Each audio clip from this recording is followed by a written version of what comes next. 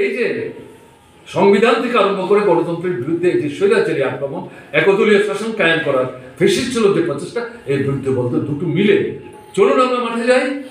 কালকে রাজি হয়েছে। কে বলছে প্রথম থেকে? এটা মার্ক্সবাদী কমিউনিস্ট পার্টি, বামপন্থীদের পক্ষে। না, দেখা যাক, চিন্তা করি। আর কবে চিন্তা করবেন? আর তো 2 মাস পরে ভোট। চিন্তা করতে থাকুন, আপনারা চিন্তা করুন, আমরা আমাদের এখানে যাবো। তখন কি না, আমরা সবাই একসাথে যাবো। 8টা-10টা মিটিং দেখি ভারতবর্ষের বিভিন্ন জায়গায় সিদ্ধান্ত হয়েছে। প্রশ্নটা কি? আমরা পার্লামেন্টের শক্তি বড় না, রাজ্যের যে আমাদের সরকার নাই, মানুষের জন্য তো আমরা ভাবি। আমরা তো শুধু আমাদের দলের জন্য ভাবি না, দেশের জন্য, মানুষের জন্য। এই ভাবনা থেকেই তো এই গঠন করার কথাগুলো, এগুলো 28 পার্টিতে গ্রহণ করেছে। এর মধ্যে হঠাৎ করে দেখা গেল এই ভদ্রমহিলা পশ্চিমবাংলার তিনি যে প্রধানমন্ত্রী, কে হবে তার নাম ঘোষণা করে। আরে অদ্ভুত, তার আগে 3 দিন নিয়ে গেছে, তার নাম, তাদের লোক, এগুলো সব পরিকল্পিত। শিশু নাকি ভারতবর্ষের মানুষ? এখানে তার হয়ে পত্রিকায় আপনার প্রেস ব্রিফ করে বলছেন তাকেই প্রধানমন্ত্রী করতে হবে। এত অভিজ্ঞতা কার আছে? তিনি 3বারের মুখ্যমন্ত্রী, এর আগে 3বার কেন্দ্রের মন্ত্রী। ঠিকই তো, তিনি হোয়াট নট।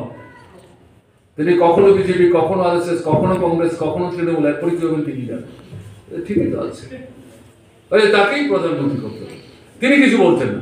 এখন তাকে যখন দিল্লি এয়ারপোর্টে নামলেন, অথবা কলকাতা এয়ারপোর্টে যখন প্লেন ধরতে যান, তখন জিজ্ঞেস করলো আপনার নাম, বলছে যে না না, এগুলি ভোটের পর আমরা ঠিক করবো, কারণ এটা আগেই সিদ্ধান্ত হয়েছে। ফেস, তখন ফেস হচ্ছে 28 পার্টি, সঙ্গে আরো নতুন পার্টি আসলে তাদের যুক্ত হোক। এই সবার ফেসে আমাদের ফেস। হঠাৎ করে দেখা গেল, আগের দিন বললেন এগুলি ভোটের পরে ঠিক হবে। মিটিং যখন মাঝামাঝি একটার পর একটা ভালো ভালো সিদ্ধান্ত নিচ্ছে, এগিয়ে যাবে, পজিটিভ মুভ করবে। 31শে ডিসেম্বরের মধ্যে বলছে সিদ্ধান্ত নিয়ে আপনারা সবাই যার যার রাজ্যে বসুন, বসে আলোচনা করুন কে কোন আসনে লড়বেন না লড়বেন। যদি কোথাও কোনো সমস্যা হয় সেগুলো আমাদের কাছে আনবেন, আমরা সবাই মিলে নেতৃত্ব আলোচনা করে সাহায্য করার চেষ্টা করব।